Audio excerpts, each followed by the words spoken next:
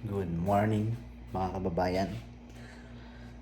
So, kagising ko lang, prepare para sa punta ng trabaho.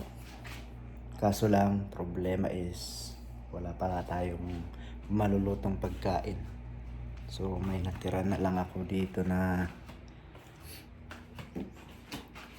wala tayong pagkain ngayong araw na to. Ito na lang natira. Nag-iisang kamatis. Wala pang pambili kasi yung sahod wala pa. Hindi pa dumating yung sahod namin. So yan, isang kamatis. Tapos humingi ako ng isang itlog. Nangingi ako ng isang itlog doon sa diyan sa mga kasama ko dito sa accommodation na ibang lahi. Mga Bangladesh. So ang gagawin ko dito, ayan, may nag-isang sibuyas. Puro last na yung rasyon ko Sana dumating yung sahod, kung hindi bukas, sure sa linggo. So ito, sibuyas, chop ko, kamatis. Igisa ko tong kamatis. Sibuyas, ayun. May bawang natira pa. Chop ko to. Igisa ko siya and pagkasyahin ko na lang to itong buong maghapon hanggang sa dinner. Meron pa namang natira ako dito na kanin. Niluto ko pa to nung Wednesday. Yan.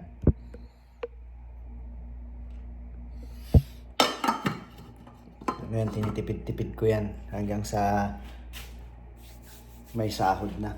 Wednesday ko pa niluto tong kanin na to. So itong natira na to is hatiin ko ulit yan para may pagkain na ako bukas Sabado, day off ko. So okay lang na kahit tinapay o kunti lang kainin kasi day off. Tulog na lang, pahinga. So yan, igisa ko muna tong kamatis. Ulam ko ng breakfast, lunch, tsaka dinner. Yan, luto. So, i-chop lang to. So, ganito lang ang buhay dito. Pag talagang dumating ng mga ganitong sitwasyon is tiis lang talaga. Tiis. And survival of the fittest. Naubos na yung pagkain ko is wala na akong maluto. Last Friday pa. Nung last Friday, kung makikita nyo may post ako may na-upload akong video dito sa YouTube channel ko na nagyaya yung boss ko na kumain. Yun yung last na kain ko na yung talagang kain. Actually, yung time na yun na nagyaya si boss is doon na ako nakakain ng maayos. yung oras na yun, yung dinner na yun. So, kasi for the previous weeks is nitipid-tipid ko rin yung pagkain ko. Bumili ako ng 1 kilo ng chicken breast. Tapos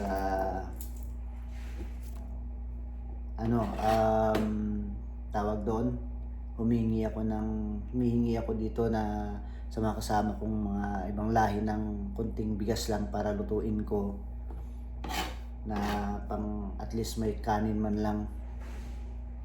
Yun yung bigas na yun na niluluto ko, tipidin ko yun. Pagkakasayin ko siya ng 2 araw.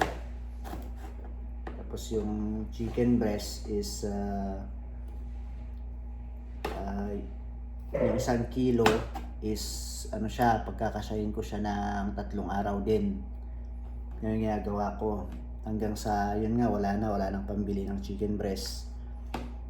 wala na, naubos na yung chicken breast. So ang natira na lang is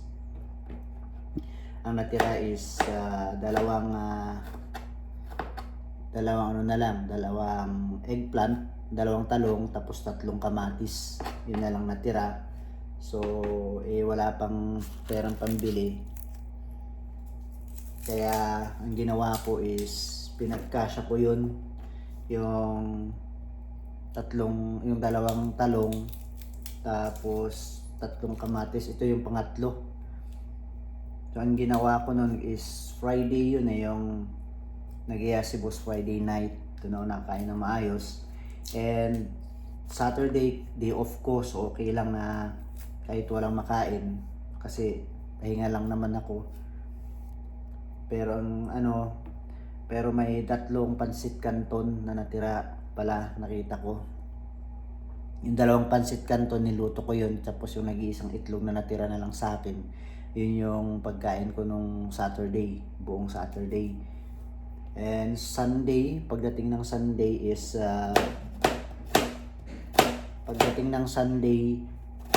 ang ginawa ko is yung isang talong, hinati ko ng 4. Hinati ko siya ng 4 so chinap ko siya ng 4. Tapos humingi ako ng 4 na itlog dito sa mga kasama ko dito na ibang lahi.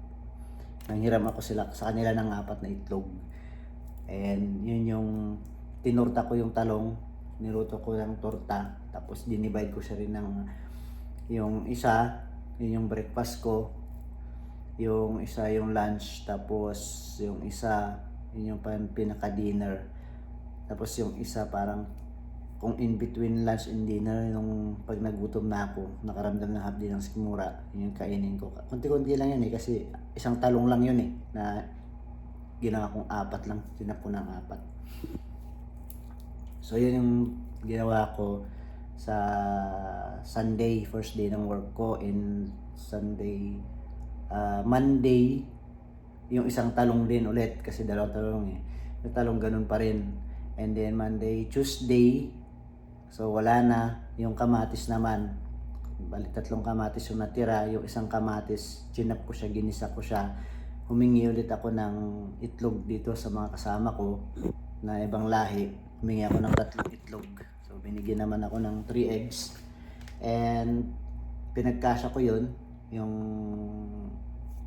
ginisa ko yung kamatis, tapos scrambled egg, hinalo ko sa kamatis. Yun yung pagkain ko buong Tuesday. And Wednesday is humingi ulit ako kasi naubos na yung kanin ko pala. Nanghingi ulit ako ng mga ganyan na bigas. So niluto ko yun ng Tuesday yon. Pinagkasya ko yung kanin ko ng Tuesday tsaka Wednesday. Kasi Wednesday, ang ginawa ko sa Wednesday ulit, yung isang kamatis naman. So ganun ulit, nanghingi ako ng itlog sa kanila. Ganun ginawa ko sa isang kamatis. Tapos yung natira na kanin nung Tuesday, yun yung kanin ko na ng Wednesday, pero konti lang yun. Dinivide ko lahat yun ulit. So yung scrambled egg with tomato is dinivide ko siya ng 4. Kunti-kunti lang. At least may mailagay lang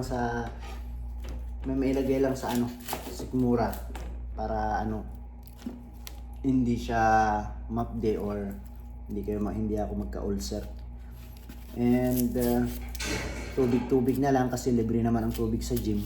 Yung bottled mineral water, free naman siya. So ayun, sama na lang ng tubig. At least nakakainom ako ng 4 liters of water a day. Malaking tulong din yun. Tapos Thursday is kasi totally wala na, nag-isang kamatis na lang natira.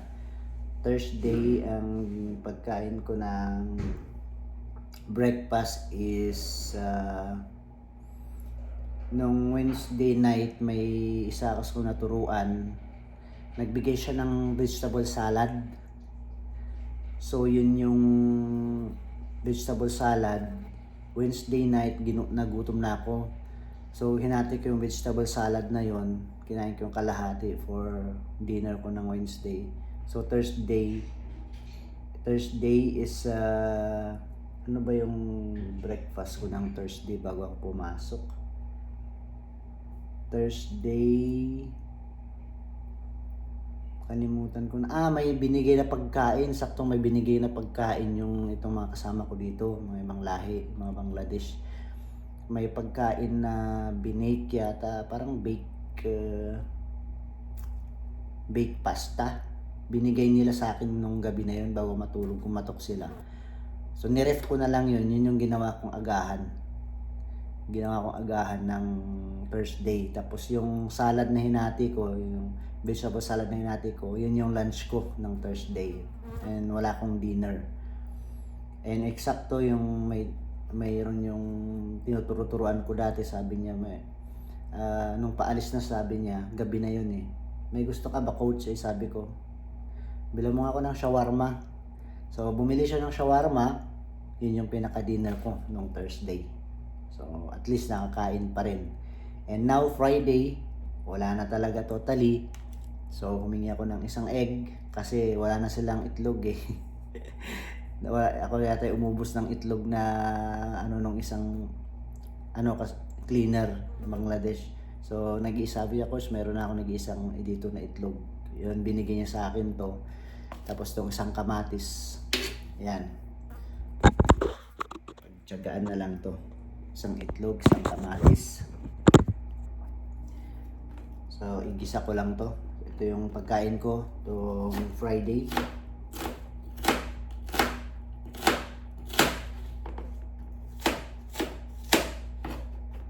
Igisa ko yan. Meron pa naman ako ditong natitirang tinapay. Ito lang yung breakfast ko ngayon. Itong lulutuin ko. Ito yung magiging lunch ko. So, ang gagawin ko dito is hatiin ko to. Maging lunch tsaka dinner. Itong 1 egg and 1 tomato. Ganyan lang. Ganyan ang buhay. Survival lang tayo, mga kabayan. Kasi wala pang sahod. So, kung tataka kayo bakit hindi ako cash advance o manghiram, actually, hindi ko na hanggat kaya ko pa nagawa ng paraan kasi ang laki na ng cash advance ko sa company. Kasi nag-aalala ako baka pag sahod ko, ikaltas nila, wala na akong masahod. Wala nang maipadala sa pamilya. And sa mga kasama ko, nakautang rin ako sa kanila kasi umutang ako sa kanila nung pagdating ko para may maipadala lang sa family. Kasi may mga kailangan din bayaran na mga need na bayaran talaga sa Pilipinas. Kaya yung mga binigay sa akin, may binigay sa akin ng na-allowance sana na gamitin ko for 1 month. Instead na gamitin ko, pinadala ko, nanghiram ako sa mga kasama ko pang dagdag, pinadala ko sa Pilipinas. And nagbawas lang ako ng 100 real, which is nasa around 1,500 pesos. Yun yung pinagkasya ko. Pinagkasya ko lang hanggang sa kaso hindi nagkasya. Naubos na last week mga rasyon. And then kaya ganito yung ginawa kong paraan for this natitirang araw o natitirang linggo hanggang dumating yung sahod. So yan lang. Kaya yan, lulutuin ko na itong kamatis. Tapos painit ng tubig. Yan, araw-araw ginagawa ko yan. Kada gising, painit ng tubig, tapos inom. Kailangan sanayin nyo din na yung ganon, yung bago kumain or at the first thing to do in the morning is drink lukewarm or at least hot, medyo hindi masyado mainit na tubig para maanohan yung sikmura and ma-prepare yung tiyan nyo sa pagkain na kakainin ninyo. And maganda rin sa health yun. So yan. Tutuin ko na to. Bisa ko na yan. So yan guys. Babayan, yan ang mga ibang senaryo or ibang situation ng mga OFW dito sa abroad na hindi nila sinasabi kasi pag minsan ayaw nila ang may masabi yung iba and ayaw rin nilang mag-alala yung mga pamilya or mahal nila sa buhay sa Pilipinas. So tiis-tiis lang. Mga ganitong mga panahon lilipas din to. Tiis lang, tiyaga, tsaka pananalig sa Diyos, dasal, and ayun, huwag kalimutan palagi na magbasa ng or makinig ng Word of God. So dito sa Middle East bawal yung Bible pero meron naman tayong internet. Yun lang nagbibigay sa atin ng lakas. Tsaka makikita naman ng Panginoon kung ano yung sitwasyon natin. Bibigyan tayo ng kaalaman and tutulungan tayo kung paano malusutan mga problema na kinakaharap natin. And gagabayan tayo sa lahat ng mga gagawin tsaka kailangan nating gawin sa buhay natin. Okay, sige, lutuin ko na to. So, saan ba yung pangluto, pansandok. So yan, hopefully ay may sahod na sa kasi Friday tsaka Saturday weekend din na rito, walang opisina. So Sunday yan, Sunday na yung sahod. So ngayon Friday wala yan talaga. Bukas maybe or wala. Maybe mayroon, maybe wala. Sunday pero Sunday mayroon. Pag wala nang bukas, Sunday mayroon yan. And ayun, gawa rin ako ng video, vlog ko. Yung vlog ko yun. Pag dumating yung sahod. Okay? Pag dumating na yung sahod. So another video yun. So yan guys. Cook. Lutuin ko muna to.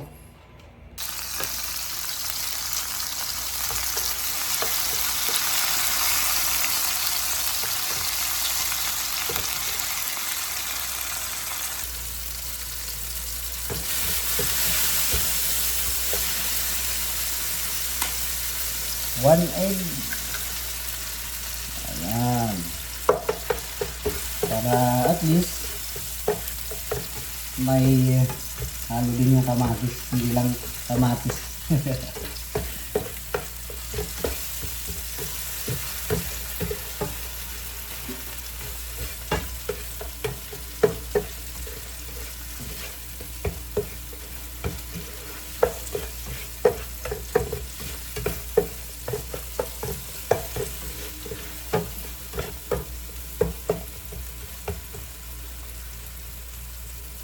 So yan.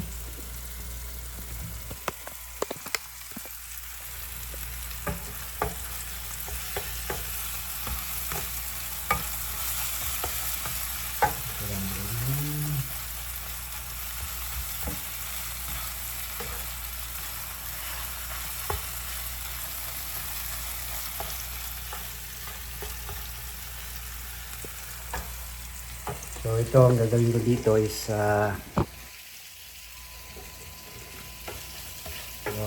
yung yun, pinakita ko kanina ng tinapay, yung breakfast ko. And ito yung gagawin kong dinner tsaka lunch. Lunch tsaka dinner. Yan, ayun na. Ito na. Yan. So ang gagawin ko dyan is, yan, ihati ko siya. Hatiin ko siya ng ganyan. So ito yung lunch ko, ito yung dinner ko. So ganyan. Kasi isang itlog lang, yung konti lang eh. Pero yung mga dalawang kamatis ginawa ko dun sa last ano, Wednesday tsaka Thursday. Sunday, Monday, Tuesday tsaka Wednesday is yung kamatis na may 3 itlog. Ang ginawa ko, dinivide ko siya sa 4. Bali ganyan, ganito ko 4. 4. Yan, 4. So, ang nangyari, ito yung breakfast ko. Ito yung lunch.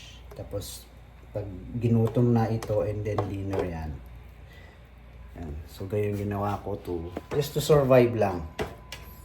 Survive for this, days. Hanggang sa dumating ang sahod. Okay. So, yan guys. Alam ko may mga kapwa tayo OFW na mas mahirap pa sa ganitong sitwasyon na halos hindi na sila kakain sa isang araw, or kung mayroon man silang pambili is bibili lang sila ng kubos.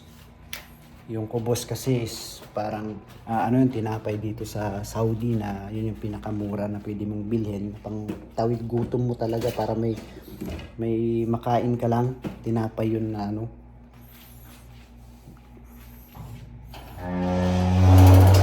tinapay dito sa Saudi, sa Middle East.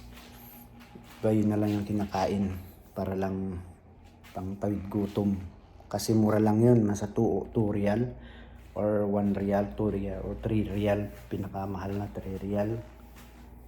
So may mga ganong sitwasyon din na mga kapwa OFW. So itong sitwasyon ko na to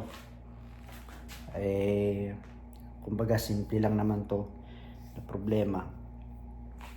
Alam ko may mas mahirap pa sa mga ibang OFW, na mas mahirap pa yung pinagdaanan compare dito. First time kong ganito mangyari, is kaya gumawa ko ng video para lang malaman din ng mga ibang kasamahan natin na maswerte, na sinuwerte sa pag-abroad, na may mga ganitong scenario or situation na nangyayari din sa mga ibang kapwa nating OFW. So yan lang, sakripisyo, tapos